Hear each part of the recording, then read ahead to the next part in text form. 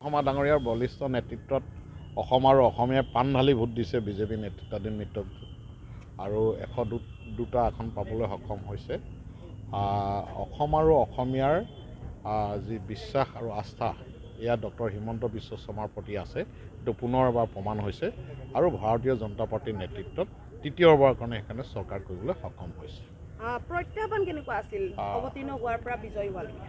নিৰ্বাচন বুলি ক'লে সাধাৰণতে প্ৰত্যাহ্বান থকাটো স্বাভাৱিক, প্ৰত্যাহ্বান থাকিবই, কিন্তু ভাৰতীয় জনতা পাৰ্টীৰ যিটো সাংগঠনিক ষ্ট্ৰাকচাৰ, যিটো সংগঠনৰ ভেটি, এই ভেটি সুদৃঢ় আছিল আৰু আমাৰ মিত্ৰগোষ্ঠী বিশেষকৈ অসম গণ পৰিষদ, আপোনালোকে জানে উজনি অসমত অসম গণ পৰিষদৰ এটা শক্তিশালী স্থিতি আছে।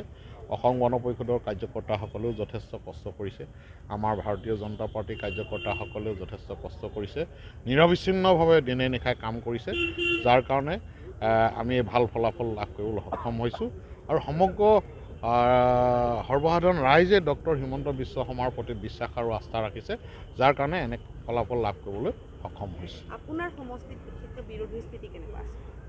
বিৰোধী স্থিতি নাই বুলি ক'লে ভুল হ'ব। নিৰ্বাচনত মই 16,000 ভোটত জয়ী হৈছোঁ, গতিকে বিৰোধী মোটামুটি ধূলিত চাট হৈ গৈছে আৰু যিটো বিৰোধীৰ কথা আমি কৈ থাকোঁ সাধাৰণতে, সেই বিৰোধীক অসম আৰু অসমীয়াই কিছুদিন বিৰতি ল'বলৈ কৈছে।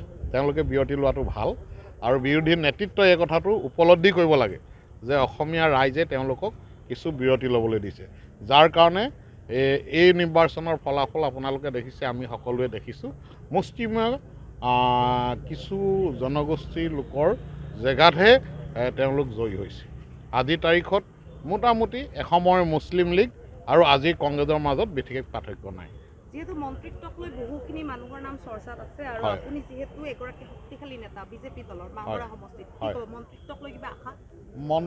মন্ত্ৰীসভা অসমৰ মাননীয় মুখ্যমন্ত্ৰী ডাঙৰীয়াই গঠন কৰিব, গতিকে ভাৰতীয় জনতা পাৰ্টীৰ প্ৰতিজন কাৰ্যকৰ্তা, আমি এজন কাৰ্যকৰ্তা, এতিয়া বিধায়ক নিৰ্বাচন হৈছোঁ যদিও আমি দলৰ কাৰ্যকৰ্তা, আমি সকলোৱে মুখ্যমন্ত্ৰীৰ ওপৰত আস্থা ৰাখিছোঁ, বিশ্বাস ৰাখিছোঁ। গতিকে মাননীয় মুখ্যমন্ত্ৰী ডাঙৰীয়াই অসমৰ ভৌগোলিক পৰিৱেশ, জাতি জনগোষ্ঠী সকলো চাই গঠন কৰিব। তেওঁ যিখন মন্ত্ৰীসভা গঠন কৰিব সেইখনৰ ওপৰত আমাৰ আস্থা বিশ্বাস থাকিব আৰু মই নতুনকৈ বিধায়ক হৈছোঁ, গতিকে মন্ত্ৰীসভাৰ কথাত মই বিশেষ গুৰুত্বও দিয়া নাই, সেইফালে মই চকু দিয়া নাই। আৰু ৰাজনীতি কৰা মানুহৰ আশা আকাংক্ষা থাকিব, সময়ে সময়ে সেইটো প্ৰতিফলন ঘটিব। সদ্যহতে আমি অলপ কাম বন শিকি লওঁ, কৰি লওঁ, তাৰপিছত নিশ্চিতভাৱে আমাৰ সমষ্টিটো গ্ৰাম্যাঞ্চল, বিশেষকৈ গাঁও আৰু বাগিচাৰে পৰিৱেশিত সমষ্টি। সমষ্টিটোত বহু উন্নয়ন কৰিবলগীয়া কাম আছে, বিশেষকৈ নতুন প্ৰজন্মৰ প্ৰতি কাম কৰিব লগা আছে। লোক সংস্কৃতিৰে ভৰপূৰ আমাৰ মাহমৰা বিধানসভা সমষ্টিত আৰু বিভিন্ন বিশেষকৈ স্কিল ডেভেলপমেণ্টত আমি গুৰুত্ব দিব লগা আছে।